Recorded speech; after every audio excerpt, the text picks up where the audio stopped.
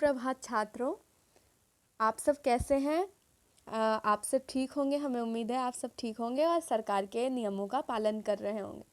ठीक है, आज हम कक्षा 9वीं विषय हिंदी मेरे संग की औरतें कार्यपत्रक 76। ठीक है, आज हम ये सारे 76 जो है कार्यपत्रक करेंगे। ठीक है, मेरे संग की औरतें।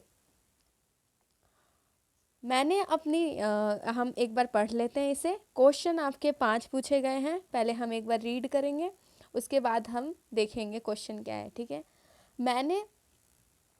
मैंने अपनी दादी को कई बार कहते सुना था, हम हाथी पे हल ना जुतवाया करते, हम पे बैल हैं। बचपन में ही मुझे इस जुमले का भावार्थ समझ में आ गया था जब देखा था कि हम बच्चों के ममतालु परवरिश के मामले में माँ की सेवा घर के सभी प्राणी मुस्तैद रहते थे। दादी और उनकी जिठानियाँ ही नहीं, खुद मर्द जात पिताजी भी। पर ठोस काम न करने का यह मतलब नहीं था कि माँ को आज़ादी का जुनून कम था। वह भरपूर था और अपने तरीके से वे उसे भरपूर निभाती रही थी। जाहिर है कि जब जुनून आज़ादी का हो तो उसे निभाना भी आज़ादी से चाहिए।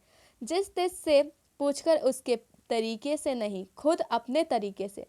हमने अपनी माँ को कभी भारतीय माँ, ये देखिए इस वाले लाइन पे हमने अपनी माँ को कभी भारतीय माँ जैसा नहीं पाया। ना उन्होंने कभी हमें लाड़ किया, ना हमारे लिए खाना पकाया और ना अच्छी पत्नी बहू होने की सीख दी। कुछ अपनी बीमारी के चलते भी वे घर बार नहीं संभाल पाती थी, पर उसमें ज़्यादा हाथ उसकी बिस्तर पर लेटे लेटे किया करती थी। फिर भी जैसा मैंने पहले कहा था, हमारे परंपरागत दादा दादी या उनकी ससुराल के अन्य सदस्य उन्हें ना नाम धरते थे, ना उनसे आम औरत की तरह होने की अपेक्षा रखते थे। उनमें सबकी इतनी श्रद्धा क्यों थी, जबकि वह पत्नी माँ बहू के किसी प्रचारित कर्तव्य का पालन नहीं करती थी। साहबी खानदान के रोब के अलावा मेरी समझ में 2 कारण आए हैं। पहला, वे कभी झूठ नहीं बोलती थी और दूसरा, वे एक गोपनीय बात को दूसरे पर जाहिर नहीं होने देती थी। वो देखिए 2 बात क्या थी। सबसे पहले इसमें क्या बोला गया है, वो ना ही कोई एक बहू का या पत्नी का कोई वैसे फ़र्ज़ उन्होंने नहीं अदा किया।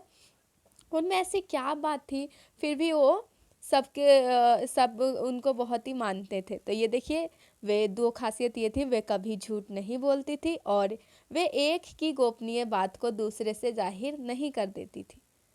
ठीक है, उसके बाद पहले के कारण उन्हें घर वालों का आदर मिला हुआ था, जो पहली बात थी, वो कभी झूठ नहीं बोलती थी।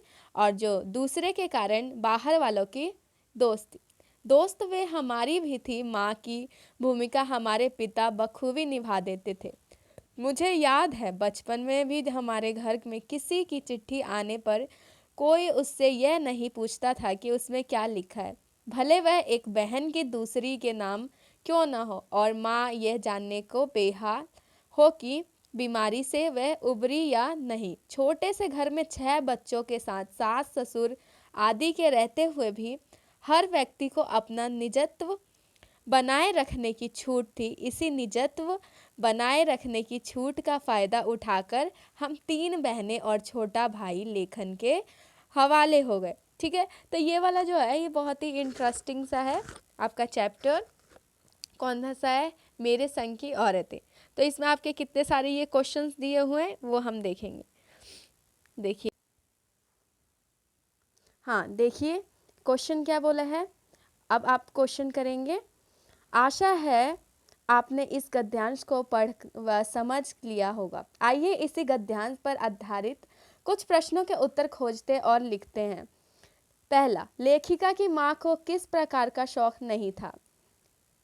कार चलाने का। क्या होगा? कार चलाने का। उसके बाद है दूसरा, मुस्तैद का क्या अर्थ है? इसका आंसर होगा ग, तैयार या तत्पर। उसके बाद तीसरा क्वेश्चन देखिए। तीसरा क्वेश्चन क्या है? लेखिका की माँ पर परिवार के सभी जनों की इतनी श्रद्धा क्यों थी? ठीक है, तो अभी आपको बताया।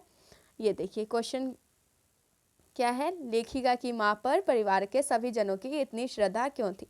उत्तर है क्योंकि एक तो लेखिका साहब के घरों की थी और 2 कारण यह भी यह भी है कि वह कभी झूठ नहीं बोलती थी और एक गोपनीय बात किसी दूसरे को ना बताती थी। उसके बाद देखिए लेखिका बनने का अवसर कैसे मिला।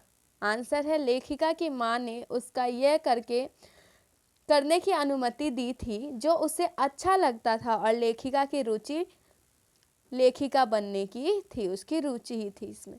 उसके बाद देखिए हम हाथी पे हल ना जुतवाया करते, हम पे बैल हैं। कि वाक्य से आप क्या समझते हैं? उत्तर, इसका अर्थ यह था कि लेखिका की माँ घर के कामकाज में बिल्कुल हाथ नहीं बटाती थी। इसलिए इस पंक्ति का अर्थ यह हुआ कि ताकतवर या समझदार लोगों से मजदूरी नहीं करवाई जाती। ओके, तो फिर आपका ये वर्कशीट कंप्लीट हो गया। Please like and subscribe my YouTube channel. Please हमने टास्क रखा है छोटा सा, कम से कम हमारे 100 सब्सक्राइबर हो जाएं।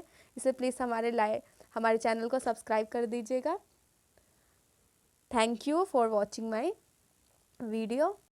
इसे लाइक सब्सक्राइब एंड शेयर करना भूलिएगा मत, नहीं तो नई नई वीडियो आपको नहीं मिल पाएगी। ठीक है, प्लीज़ इसे लाइक एंड सब्सक्राइब कर दीजिए। बहुत गलत हो गया, इसको ही बस